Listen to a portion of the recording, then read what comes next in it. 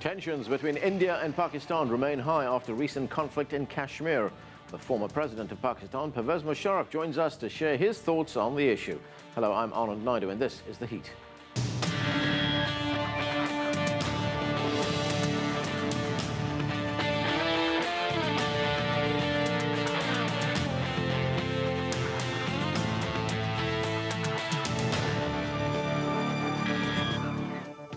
Pakistan and India have fought 3 wars since winning independence from Britain almost 70 years ago. 2 of those wars were fought over Kashmir.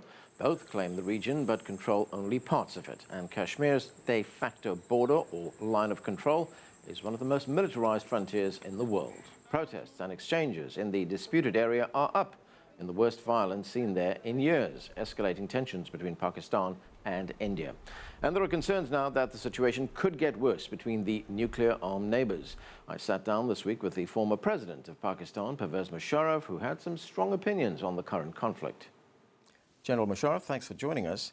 Let's start with these recent exchanges between India and Pakistan along the Kashmir border. What do you make of this flare-up? No, that's bad. I think it has increased tension and the possibilities of further aggravation of the problem is there. Very dangerous. India has blamed Pakistan for an attack on one of its army bases inside Indian-controlled Kashmir. The Indians also say that they've conducted what they call surgical strikes against Pakistani militants based inside Pakistani-controlled Kashmir. The Pakistanis have denied this. You have said that you would retaliate. The term that you used was counter-threaten. What did you mean by that? Could you elaborate? Certainly, I mean, whenever India, the problem is India thinks that this kind of operation, the surgical strike against Pakistan will end right there. I've been telling them the military operations, whenever you plan military operation, you should think it to the end. Obviously, Pakistan cannot be treated like Bhutan. We'll strike back. So we are going to hit back. Then what do? Are you going to escalate? Then we will also escalate. And we'll end up in a war-like situation. So this is very dangerous. But when you talk about Uri, yes, indeed, Uri attack took place. Now to blame Pakistan, which means Pakistan government or Pakistan army, for having done that is absolutely fallacious. This is absolutely wrong. And that is what they do always. India always does this. These are non-state actors. You should look at the cause. Why has this happened? And maybe more Uris will happen. Will every time you are going to do this? More Uris will happen because you killed a freedom fighter by the name of Burhan Wani in Srinagar, and hundreds of thousands of people came out into the streets. You fired at them. You killed 80 of them and injured more than 1,000. This is the result. Then these non-state actors who are also in Pakistan, they are prepared to risk their lives and go and fight for the Kashmiris and attack the Indian army. So you can't blame the Indian Pakistan government and the army. So this is the problem, and they create such hysteria that they get trapped themselves in it. Because then the Indian public starts demanding from the military to punish and the government to punish Pakistan. Now, how can you punish Pakistan? This is a very childish statement. You can't punish Pakistan. Pakistan is too big. Our military is too strong. You should never have the wrong notion that you can punish Pakistan. You say these are non-state actors, but the Indians make the point that they are based inside Pakistani-controlled Kashmir and in many instances are given sanctuary in Pakistan. Well, I say they are non-state actors. This activity, these non-state actors came into being after 1990 when the people of Kashmir, in the valley especially, rose against the military, Indian military, and they killed a number of them. Therefore, there was an uprising in Kashmir. They came into Pakistan. Now, over these 20 years, more than, about 16 years, the situation in Kashmir has changed. Now, the people of Pakistan, there are many organizations which sprung up. People volunteering to go into Kashmir. Now, Kashmir is a disputed territory. India must realize that this is not their territory. It is India which is on the wrong side. This is a disputed territory recognized by the United Nations through a resolution in 1948. So therefore, anyone who's fighting the army is really on the right side. It is the army which is denying the rights of the people, even recognized by United Nations. They are on the wrong side. They are doing the wrong. They are doing the killings. So I think, unfortunately, India goes around in the United Nations misleading everyone. This is totally the situation which India must realize. If, as you say, this is a disputed territory, how is that dispute going to be resolved? It has to be resolved. We have to find a way. Well, I can very proudly say that during my tenure of about 9 years, we did I proposed a 4-point agenda as a roadmap towards resolution of this Kashmir dispute.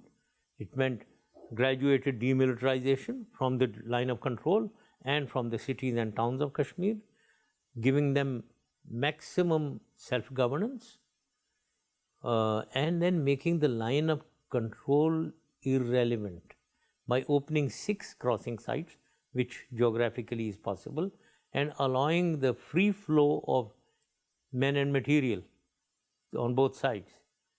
This was my agenda. Now, we were moving forward on these 4 parameters with Prime Minister Manmohan Singh. I was moving forward. We were drafting a resolution. So we can move forward if there is a will on both sides, not on one side. But when we look at, well, let's say the recent flare-up that took place, here are 2 countries, Pakistan and India, that have fought 3 wars. You are nuclear-armed countries, both of you. How great are the risks that this could escalate again to an all-out war? Well, the risk is, one should ask India. They are responsible for it. They are the ones who have created this hysteria. They are the ones who are denying the rights of the Kashmiri people. They are the ones who are killing them. They are killing, as I said, 80 people and injured 1,000. The world must see this, what this Indian army is doing. Look at the brutalities on the television. It's all on the television. It's shown on the television. So India has to be stopped from this following a path which can lead to war at a nuclear flashpoint. Right, a war between 2 nuclear-armed powers. I mean, how important is the nuclear deterrent right now? It is very important for Pakistan. Pakistan has an existential threat from a country which is 6 times its size and from a military which is about 3-4 times its size. We have an existential threat. Therefore, it is our right to have a deterrent capability. And we are proud of the fact, and the whole nation is proud of the fact, that we are a nuclear and missile state which deters our erstwhile enemy from undergoing through any adventurism against us. The rhetoric has got very heated again, as we've been hearing right now. What can be done right now to de-escalate tensions? What can Pakistan do? Well, Pakistan, it is India. You should ask this question from India. India has to do something because they started it, they must stop. If Pakistan was to do something to de-escalate it, all the negative connotations will be inferred to it. That they have succumbed, they have got scared, they have run away. That is not welcome in the Pakistan military and the Pakistan public psyche also. It cannot be done.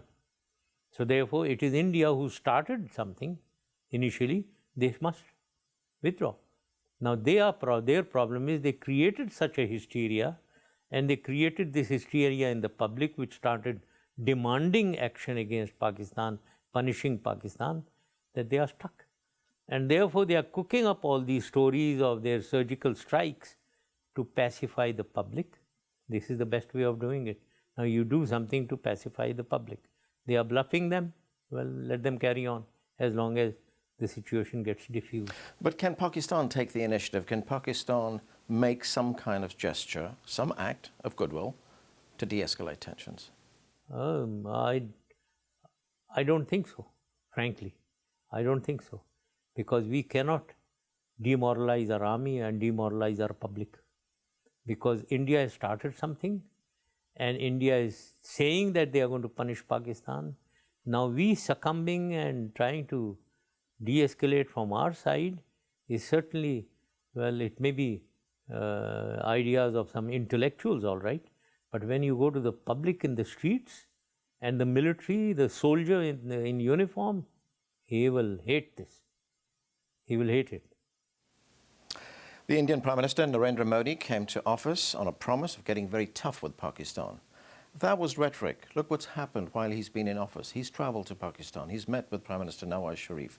Can these two men get together and come up with a diplomatic solution? Well, I must say Narendra Modi, the Prime Minister, whatever he does, when you say that he came to Pakistan, he met our Prime Minister, hugged him, came on his birthday, these are cosmetics. On one side, he is doing this. On the other side, he's talking of aggression. Look at what he's talking. He comes and visits Pakistan, he talks absolute aggression, goes abroad. Look at what he said in United Nations. Look at what he said when he came from Afghanistan. All aggression against Pakistan. So fair to say then that there's a serious lack of trust between these two leaders, between these two countries? Well, the trust between the leaders, there was trust. I must say our Prime Minister was very positively inclined towards Mr. Narendra Modi. He's been meeting him. He has been very calm, very friendly with him. But the reality on ground, since Prime Minister Modi is the one who's creating the trouble and tensions, whatever has happened, now even our Prime Minister is forced to speak against India, forced to speak against the Indian military. So the tensions have started. Would Pakistan be open to external involvement to settle this dispute, perhaps the involvement of the United Nations? Certainly, Pakistan has always been in favor of United Nations implementing their own resolution. It is India which has always denied. It is India which coined the term bilateralism. This was in the early 70s, 60s, 70s, 80s. They said that this is a bilateral issue and everyone should keep out, including United Nations. But when you made it bilateral, whenever Pakistan went to discuss the issue, they wouldn't discuss it. So they have been very clever. They have always been very bossy, very dominating, trying to be dominating, trying to impose their will on Pakistan. That is what they do.